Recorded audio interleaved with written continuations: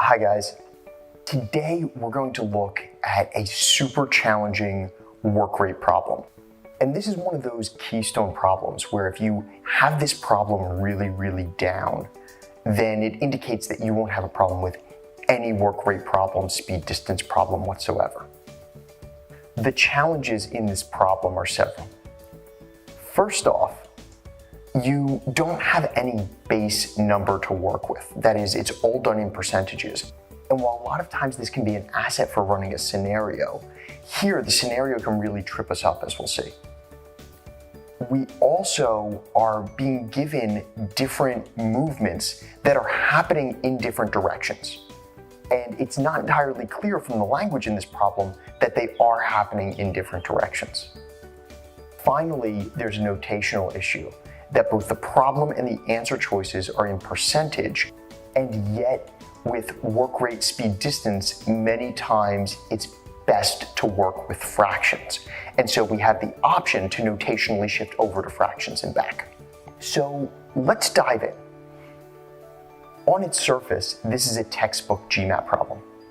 And what we're being asked for is relatively straightforward. That is, there's not a large interpretive part to understanding what we're being asked for. The challenge here is how we're going to get it. What would be the best way to approach this, in my opinion, for most people, is to break apart the two different changes that are happening in the problem, the machine efficiency and the length of the production process, and understand what each of these two tweaks is doing to your overall problem. So let's begin with the production time. The length of the production is decreasing by 25%. So the pivot question is, how much time is this saving us? And you're right, it's on the surface, it's 25%. But we want to take the inverse of this, because we don't care about the time that it's saving us, even though the question's asking that. Rather, what we need to do is figure out how much total time we're taking at the start versus with these tweaks and see how that's affected. So we're going to have to invert everything. And instead of saying, okay, I'm saving 25% of my time, it's taking only 75% of the time. If we do this in fractions, we're saving a quarter, so it takes us 3/4 as long to do the same thing. So let's take that 3/4, put it to the side for a second. The second part is a little more tricky. Our speed is increasing by 1/3. But that's the inverse. That is, when we go faster, the time we're going to spend decreases. I'll say that once more. The faster we're going, the less time we're spending. So what is increasing our speed by 1/3 do for us? Well, instead of making 3 things, in the same amount of time, we can make 4 things. We start out with a unit, and we're adding another 1/3. 3 parts, 3, 4 parts. So once again, we are taking only 3/4 of the time to do the same thing due to the increased speed. So we only have to spend 3/4 of the amount of time for the increased efficiency, and only 3/4 of the amount of time for the speed.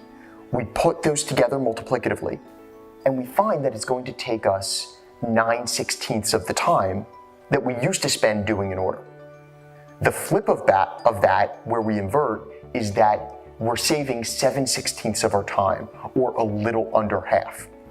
You'll see from the answer choices that if you're attuned, you're limited to the 56.25 or 62.5.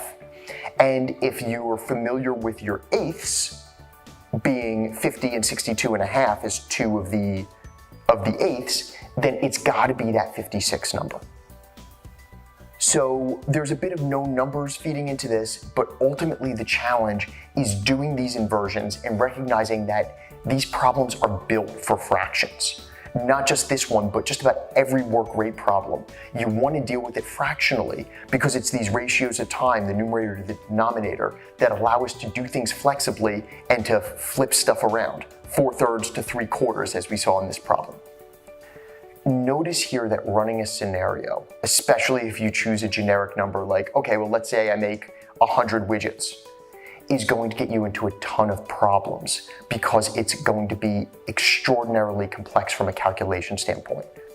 You can think about it in advance and choose really good numbers, but in doing so, you'll have circumvented the solution path and logically push yourself into saying, well, wait, this is going to be 1/16 of something.